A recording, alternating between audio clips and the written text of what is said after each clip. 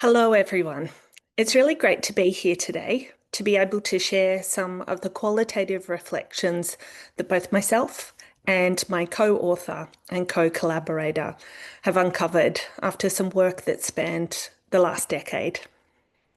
Our presentation today is called Hard to Reach or Hardly Reaching, and it will reflect on the ways in which inclusion and accessibility in qualitative research can shape the ways in which our work can transform both policy and practice, the ways in which lived experience is reflected and included, and some ideas around some team-based and individual reflexivity that we need to engage with as qualitative researchers.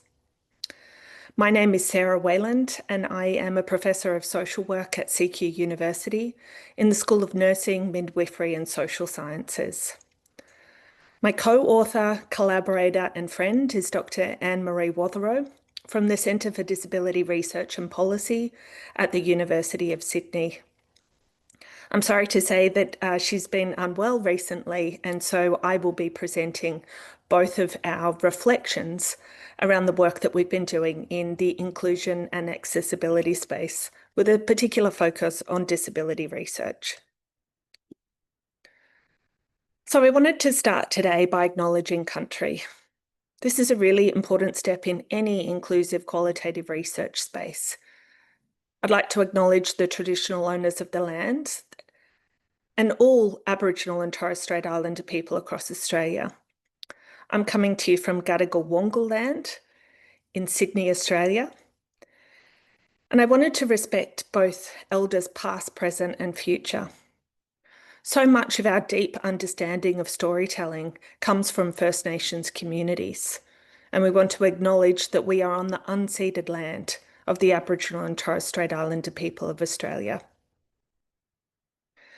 So welcome to our space. This is a recent photo of both Anne-Marie and I. And so to give you a bit of a concept in terms of how we came to the work that we've been doing together, I need to take you back about 10 years. At the time, I'd just finished my PhD looking at the qualitative narrative inquiry explorations of hopefulness and hopelessness when someone's missing. I was a postdoc research fellow in the Australian Centre for Population and Public Health. And I met Anne-Marie on a few offices down from me one day about 10 years ago. Now, Anne-Marie is a very skilled woman who was a GP at the time and was transitioning from being a GP with expertise in mental health and women's health to being a GP to becoming an academic. Her interest was to explore both her lived experience and the lived experience of others who were living with dual sensory impairment, so people who were deafblind. I was invited to be part of her supervisory team, and Anne-Marie actually became my very first completed PhD candidate. We've been collaborating since that time and ever since. Because what really struck the both of us, and this was about reflecting on both Anne-Marie's lived experience of disability and our process of engaging with higher education sector, as well as those steps of recruitment in terms of ensuring the representation of people who were deafblind in her qualitative research practice.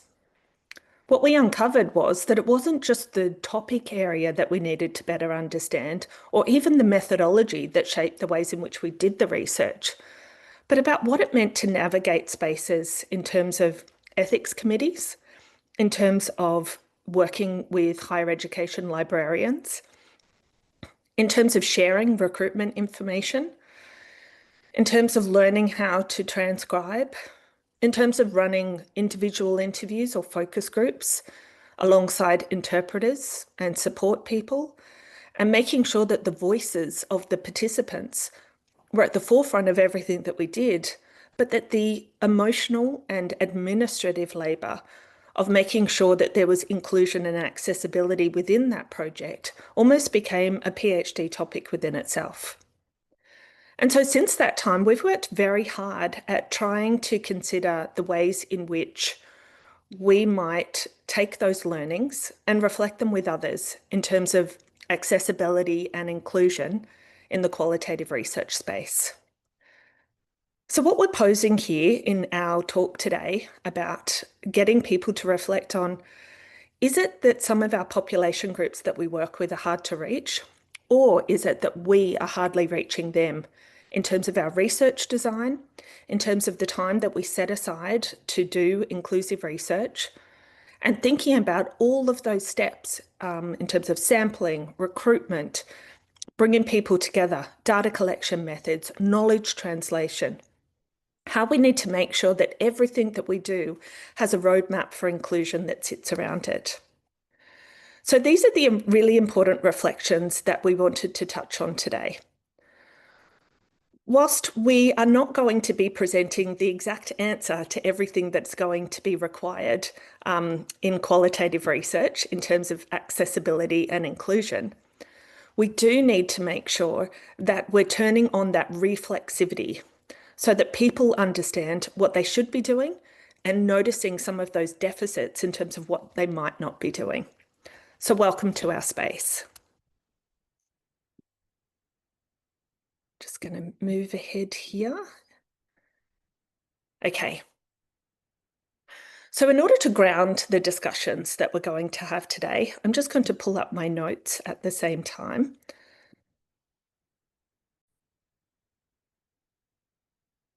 So in order to situate, sorry about the pause there, in order to situate the conversation and to provide some foundational understandings as we move forward with this conversation, is that we wanted to be able to define some key terms that we've reflected on in our work.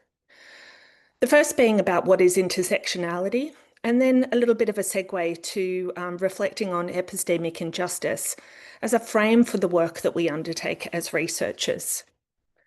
Now, many of you will be able to conceptualize some different ideas in relation to intersectionality, where we use Crenshaw's approach of the need to better understand mapping and overlapping oppressions that people face. That those identity markers can sometimes increase a person's vulnerability or increase their participation and inclusion in a number of different activities. What we recognise here, particularly from a disability standpoint, is understanding the ways in which gender and disability, sexuality and disability, the location of an individual and whether or not they live in regional or rural or low and middle income countries, access to services, and the ways in which that social model of disability highlight that it's the person in their environment that we need to understand better in terms of understanding what their experiences are of participation. Now, we utilise Fricke's work here, so Miranda Fricke's work, which is really easy to engage with, in terms of her use of both testimonials and hermeneutical exclusion that has been utilised as a frame for our work as qualitative researchers. So Fricke's philosophical standpoint describes two key forms that really shape the ways in which we do qualitative research. The first, in terms of that testimonial injustice, when someone's knowledge is given less credibility because of who they are. So, for example, in some of the work that we've reflected on, and a special issue in the International Journal of Qualitative Research Methods that Anne-Marie and I have edited, talks about the ways in which young people with disability, First Nations community members, that some of those examples reflect on the fact that they might not be believed, or their account of what it means to live or to have lived experience might be discounted simply because of stereotypes about incompetence or whether or not people are viewed as reliable research participants.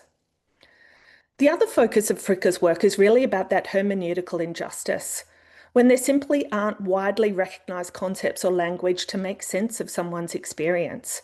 So their reality is hard to express, which limits them being heard.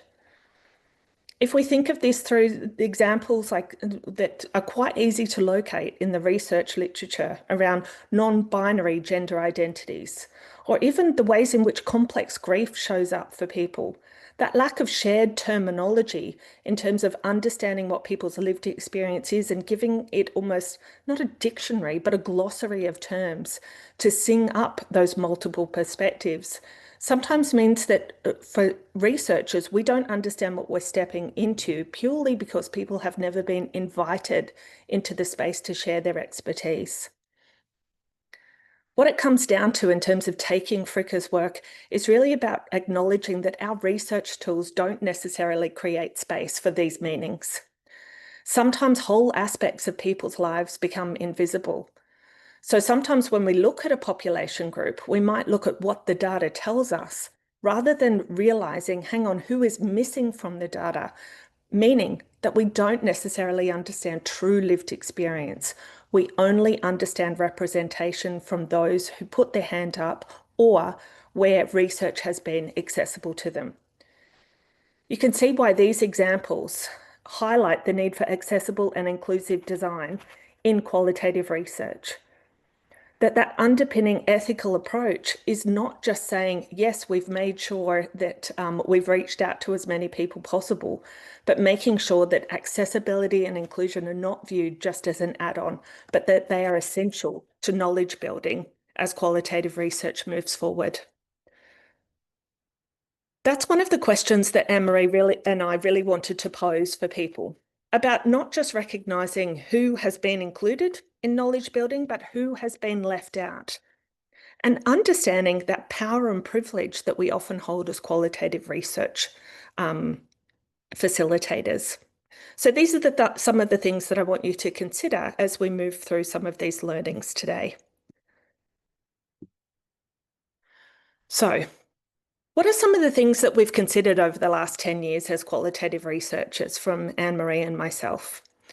A simple search of Google Scholar will reveal some of our papers that we've written together, as well as the special issue that I talked about earlier, and we've included a reference list at the end. So those barriers and consequences of not ensuring inclusive and accessible research underpinnings means that we really need to reflect on what happens if we don't change our ways of working.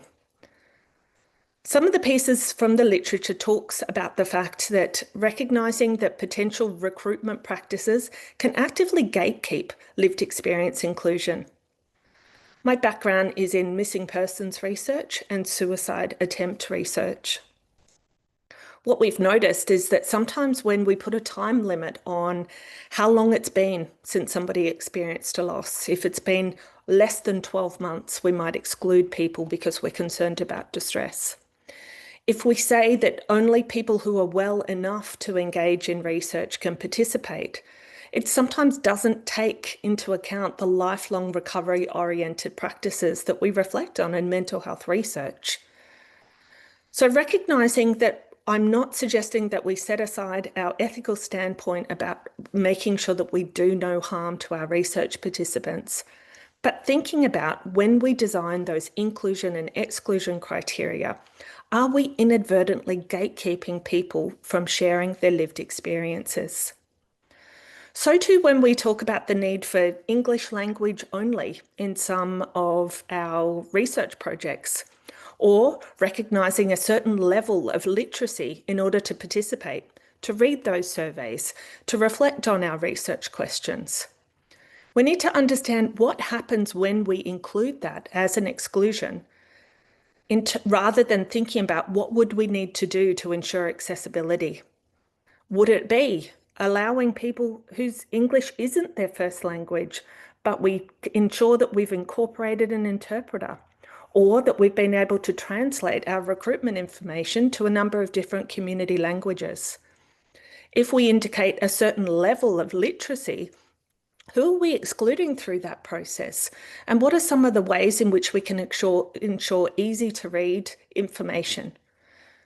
What members of the community are we saying we do not want to hear your perspectives because we've made a decision sometimes based not just on the research itself, but the time that we have to do the research, what our funding requirements are, and what points we're stepping through in order to be able to answer our research question. Sometimes it's about stepping even further back As many of us as academics might reflect on, a lot of our work is about identifying grant opportunities or funding opportunities that can allow us to do the work that's really important for the communities that we work with. So when you're in that grant kind of storm of trying to finalize a grant, you also need to take a lens to it in terms of inclusion and accessibility. If you're putting together a budget and you're reflecting on catering costs or travel time, have you also taken into account that potentially the people that might participate in your research might be people with a disability, might be people who are on low incomes, who need assistance to be able to participate? When we talk about use of digital technologies and asking people to participate online, do those people have access to Wi-Fi? Do they have access to phones or iPads or computers to ensure that technology? So this is where we also need to understand what are the true communication needs of the groups that we work with. And this is twofold. It's not just about considering from an accessibility perspective communication needs of people with a disability, but it's also recognizing what is going to be helpful to allow true communication of this person within the project that we're working on. Every time we talk about the ways in which we shape our research design and we prioritize one aspect over another, we also need to recognize who we're not allowing in because of the decisions that we make. In a perfect world, it would be great if all of our budgets allowed for true accessibility and inclusion. But in a perfect world, it's not going to happen. But part of the switching on here and recognizing the steps that Anne-Marie and I have taken over the last decade is about remembering that if nothing changes, nothing will change. We need to make sure that we're modeling accessibility and inclusion in our qualitative research methodologies because it will allow us to design and develop and to translate transformative research outcomes. So often when we talk, and Anne-Marie and I have talked in a number of places, we're asked about, well, what does inclusive qualitative practice look like? What does it look like in the community? And there are multiple examples. What we found when we pitched the idea of doing a special issue on accessibility and inclusion is that we found that people blew our mind with so many different ideas about the ways in which they embed accessibility and inclusion that we had not even anticipated. Some of the examples talk about thinking about accessible online data collection, like we're doing here today, making sure that closed captioning is on, not requiring somebody to have to disclose a disability that they have in terms of being able to participate. If we're sending documentation to people, are we checking with the librarians in our universities about whether or not that documentation aligns with screen readers that are used by a lot of people with a vision impairment? Are we making sure that what we use is compatible to some of the online accessibility tools that are utilised by people to make sure that they can access information? Also thinking about those moments of data collection, about recognising who else needs to be in the room. I supervise a lot of PhD students and, there's so much anxiety once people move through ethics and are in the stage of considering recruitment. When they start to get those little bites from the community of people saying, yes, I'm interested. Yes, I'd like to learn more. That's often the sole focus about, here's my idea. Now I need some people to help me bring this to life to answer this question. Yet in that pre-ethics approval state, we need to consider not who's just in the room in terms of the researcher and the participant, but who else needs to be in the space. Is the space trauma informed? Is it inclusive of people in terms of being able to utilize a wheelchair to come into a space if you're meeting people in real life? If we need interpreters, how many interpreters do we need? How do we reflect on making sure that interpreters have breaks, that there is considerations in terms of small communities and whether or not certain interpreters are appropriate for certain groups? Do we need to consider the role of cultural brokers or facilitators to make sure that if we're in community doing research, that we're not just looking like we're fly in, fly out researchers, that we're truly embedded in the process? The other aspect that I'm incredibly passionate about in terms of those inclusive practices also relates to the inclusion of lived experience researchers in design and analysis. Not just people that have lived experience that are your research participants, but co-researchers who help you understand, are you engaging with this community appropriately? Have there been lessons learnt? Are nuances acknowledged? What have been the past wrongs of research participation? What are the ways in which you can listen more and talk less? And that means accounting for lived experience researchers from the beginning of a project, all of the way through that design, analysis, and translation of the project. And inclusive research also accounts for making sure that people are compensated for the work that they do in a research project. Another example talks about recruitment, redesign, making sure that your materials are co-designed in a way that's beyond that formal services of filling in a template and then sharing that participant information sheet. Just like I said at the beginning of this list, what does accessible online data collection look like? Can people receive the information easily? Is it in a format that's useful for them? Are we making sure that we are both aligning with the requirements of our ethics conditions, as well as ensuring that whatever we produce is accessible and inclusive for the population group that we're working with? And finally, if you need to think about the role of assistive technologies. There have been great inroads, particularly in the last 5 years, in terms of speech to text, around the use of easy read documents. I also want to recognise here that I'm talking as an able-bodied person about what I need to do to be inclusive for my research.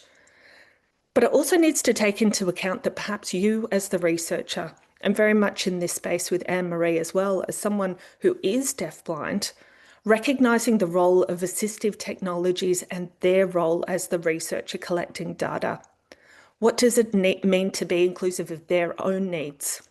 What do breaks and accessibility and use of interpreters and access to technology and funding to technology? How does that ensure their continued engagement in producing high quality research that's relevant for the community groups that they work with? So there's a lot to think about, and I don't want you to think about it in the sense of there's a right way and a wrong way. The grey space here is that reflexivity of recognising this is the way I've always done it. Should I be doing something different? And that doesn't just rely on you as an individual thinking about what you should be doing differently. It's about reading, about methodologies. It's about recognising what inclusive and accessible means for the research that you're undertaking. It's about speaking to people with lived experience. It's about engaging your ethics committee in the process and taking them along the ride with you. And it's about making sure that if you're learning lessons along the way, that you're incorporating those and that you are able to set your ego aside long enough to think about what does it truly mean to create an accessible and inclusive research project. So over the next 3 slides, I've got some examples of what Anne-Marie and I learnt from undertaking this special issue with the International Journal of Qualitative Research Methods. And there are a number of different examples that you can find if you just start looking around. I always think that as qualitative researchers, we always need to remember how we're going to ensure that our methodological understandings don't just become, this is the thing that we do and this is how we do it. That you always should be striving over time for recognising new and innovative ways of shaping research. So here's 3 examples. The first one is from Muller in a paper that was published last year called Caring Through Translation. Now, this research really centred the role of the interpreter. So it was about utilising both a theoretical framework to shape that accessibility and inclusion, as well as thinking about who are the unspoken or hidden people in a research project, so talking about the role of interpreters. Muller applied a feminist lens here to the work that was being done. It talked about the ways in which the outcomes of the project that looked at the awareness of the emotional labour of being the translator or the interpreter within a project, and how that triangulation of the interpreter, the participant, and the researcher was a relationship that needed to be understood in terms of how it shaped the knowledge translation from the project. So part of this step that was taken in terms of inclusive research was about making sure that there was time and space for deep collaboration between the researchers and the translators, that the work that was done before the data collection happens, that Muller recommends the role of considering how to strengthen trust, about having that core of participant well-being front of mind, and ensuring that the work that was done by the interpreters was a key reflection of what the participants spoke about to ensure validity of those research findings. She proposes a framework that can easily be utilised by other researchers that talks about a caring through translation framework. Caring about, taking care of, caregiving and care receiving from the interpreter's perspective. So you can see this is quite a niche area, but it recognises who are the silent or hidden members of that data collection approach and how they also have a role in terms of translating what the research findings are. The second example comes from Walter Wittich and Walter's collaborators, a very well-known deafblind researcher. So this paper was published a couple of years ago. Talks about the ways in which he reflected with his team on the need to build in flexibility across recruitment and consent.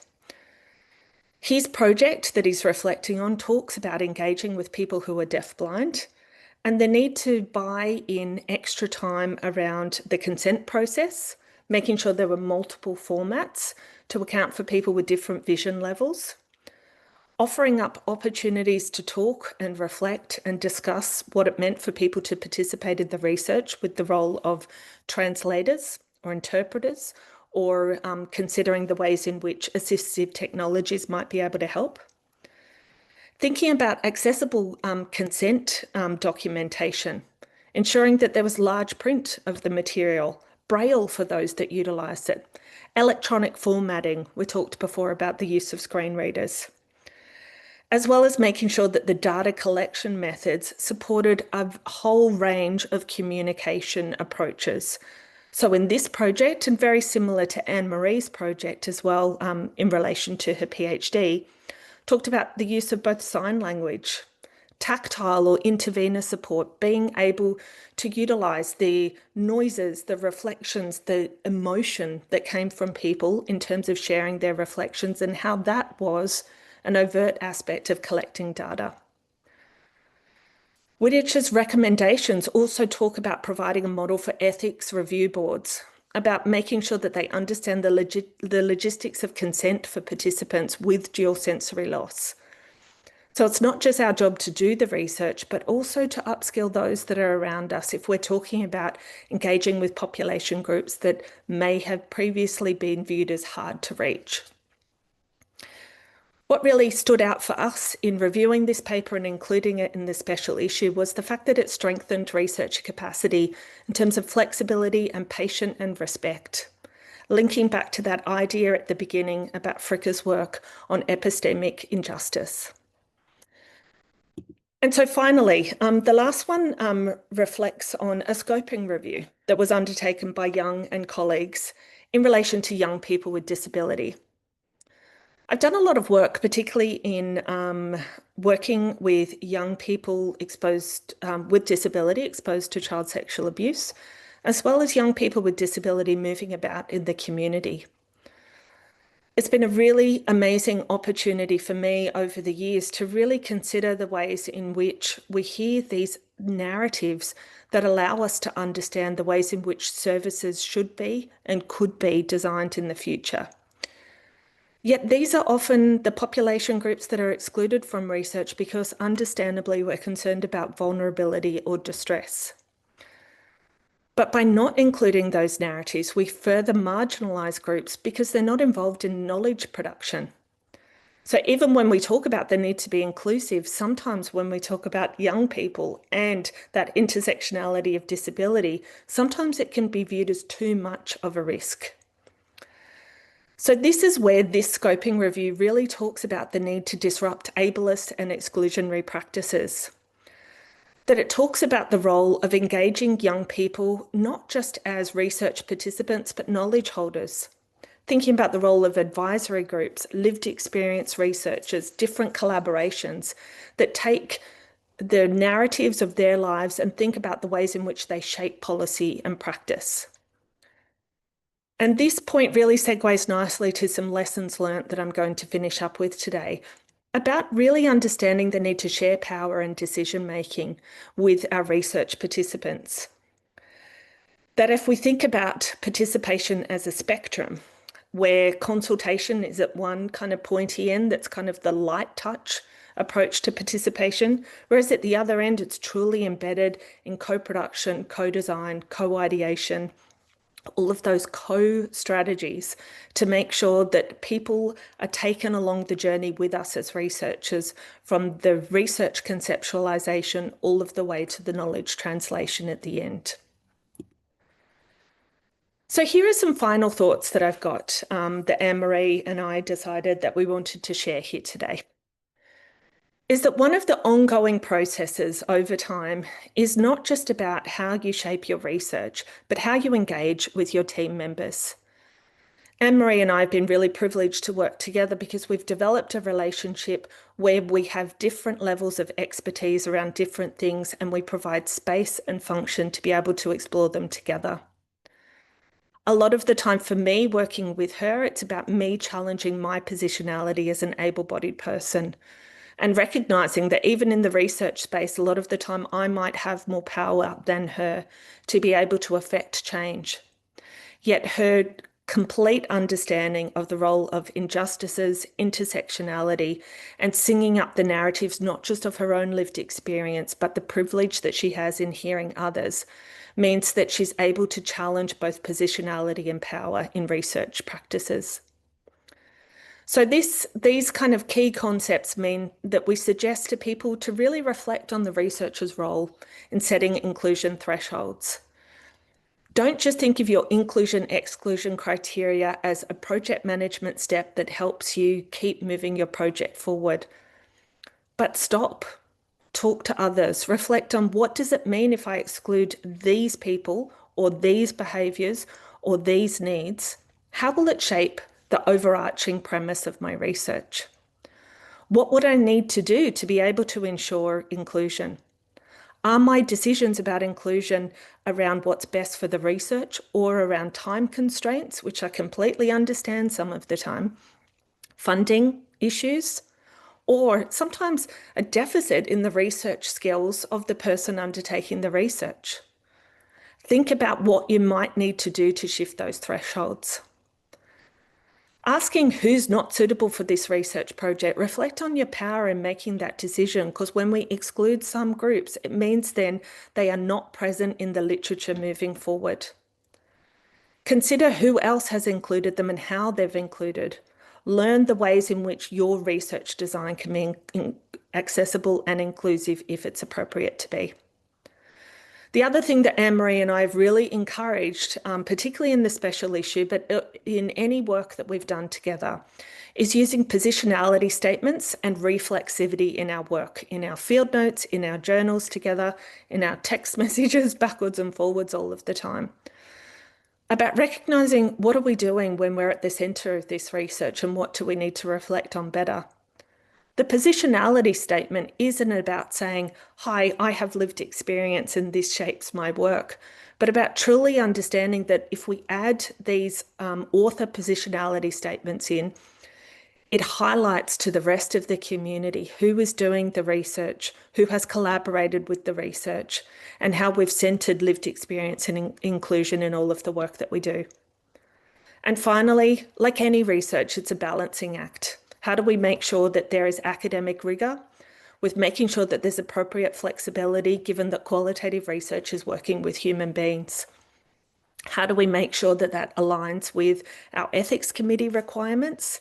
Making sure that we're at the forefront, we are ensuring that people are safe in terms of participation. But what power do we have in terms of making sure who might have previously been deemed as not suitable might be able to participate in the research that we're undertaking, particularly if our research is in marginalised or hard to reach population groups. So what can you do next in terms of finishing up? I really encourage you, and most of us do this in our teaching practice as well, that we understand universal design. Universal learning design gives us an idea about how to reach a broad population group. But remember, most of our research is not at population levels. We're looking at particular groups, so recognize what's context specific to those groups. Challenge the way that your budget is drawn up. Don't just copy and paste the budget from the previous project, but think about how can this be an inclusive budget that makes sure that we account for people who might want to participate, irrespective of if this is a disability-led research project or not. And think about the role of lived experience inclusion in terms of your co-researcher relationships.